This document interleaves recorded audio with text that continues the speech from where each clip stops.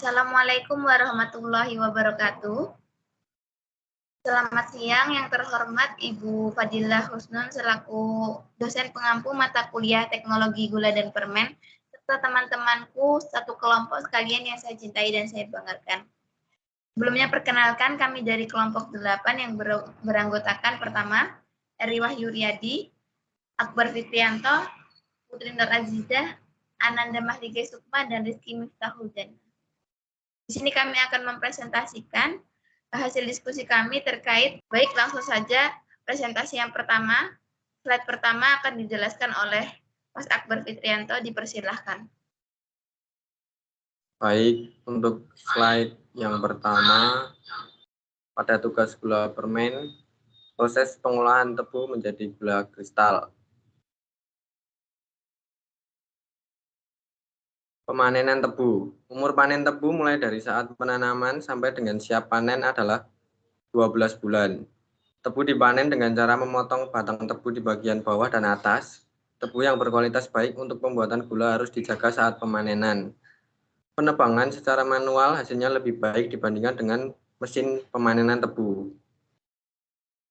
Penebangan meliputi seluruh bagian tebu, bagian pucuk, dan daun tebu dibuang, dan hanya batang tebu yang digunakan karena yang mengandung sukrosa adalah batang tebu. Setelah itu dikumpulkan dan segera dikirim ke pabrik sebelum rusak sukrosa yang terkandung karena proses kimia, mikroba, dan lain-lain.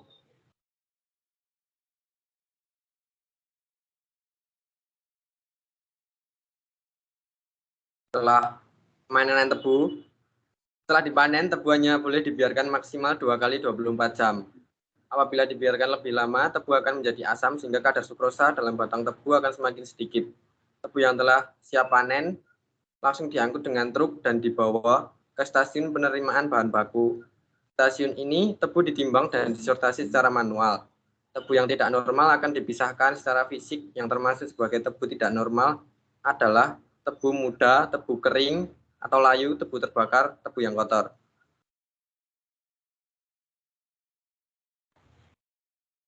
Proses yang ketiga yaitu pengolahan tebu. Proses pengolahan tebu berwarna putih di Semarang dilakukan dengan terdiri atas beberapa tahapan, yaitu stasiun penggilingan, stasiun pemurnian, stasiun penguapan atau evaporator, pemasakan, stasiun putaran, dan pengeringan.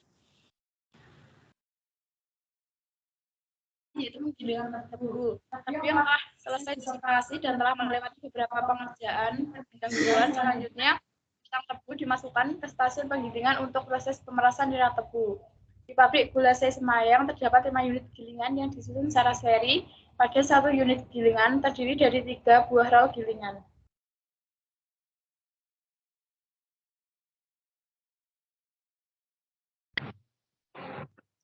Proses yang kelima yaitu proses pemurnian.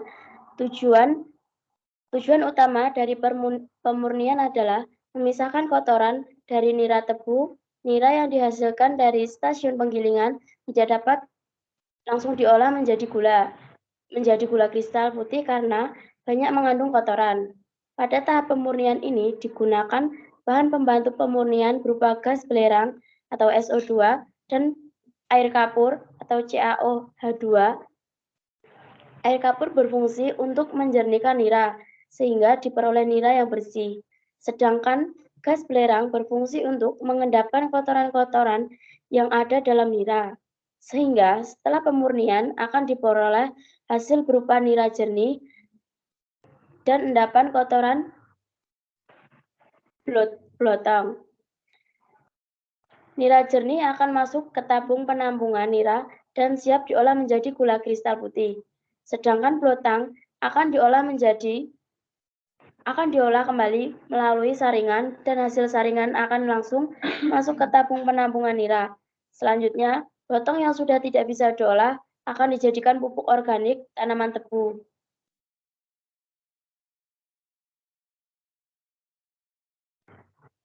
Proses yang keenam yaitu proses penguapan. Stasiun penguapan atau evaporasi berfungsi untuk mengentalkan nira yang telah jernih dengan menguapkan sebagian air yang terkandung di dalam nira encer sampai kandungan air 35%. Untuk proses penguapan ini, sumber panas yang digunakan bersumber dari uap bekas dari turbin uap. Proses penguapan, stasiun penguapan atau evaporasi. Berfungsi untuk menetralkan nira yang telah jernih dengan menguapkan sebagian air yang terkandung di dalam nira encer sampai kandungan air 35%.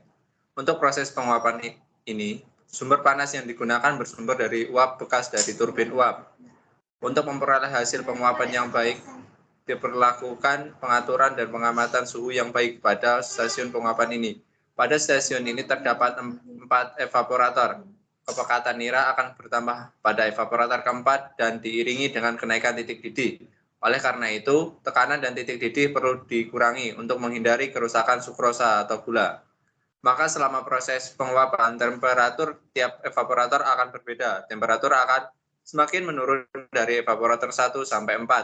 Temperatur atau suhu evaporator dari evaporator 1 sampai 4 berturut-turut adalah 1100, 900, 700, dan 600 Celcius. Pemasakan.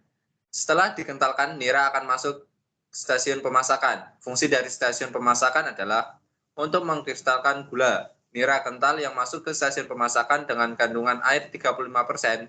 Kelebihan kandungan air ini akan diuapkan lagi pada proses pengkristalan pada panci kristalisasi. Proses kristalisasi ini berlangsung dalam kondisi vakum 65 cm, sehingga titik didih nira dapat ditekan seminimal mungkin pada suhu 60 sampai 650 derajat Celcius.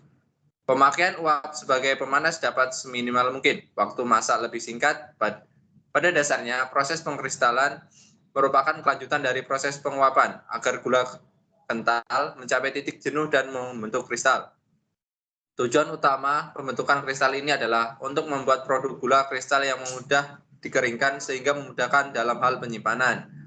Pada proses pengkristalan ini, kemurnian dari produk gula kristal putih tergantung dari kemurnian induknya. Selama proses pertumbuhan kristal molekul sukrosa mengadakan penggabungan sedemikian juga molekul bukan gula yang disebut kristal palsu. Putaran dan pengeringan. Tujuan utama stasiun putaran dan pengeringan adalah memisahkan kristal gula dari larutan induk.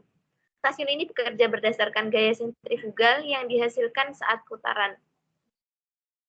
Maka dari alat ini cair terlempar, sedangkan kristal akan tertinggal pada saringan. Pada proses ini masih diikuti dengan penyiraman air atau water washing dan penyemprotan uap atau steam washing. Dan larutannya akan menerobos keluar melalui rongga saringan. Setelah itu, dari stasiun putaran kristal gula yang masih lembab diangkut dengan menggunakan belt conveyor, melewati alat pengering berupa dryer, sehingga gula kristal berbentuk butiran kering seperti pasir dan siap ke proses pengemasan. Dari kelompok kami, banyak salahnya kami mohon maaf. Assalamualaikum warahmatullahi wabarakatuh.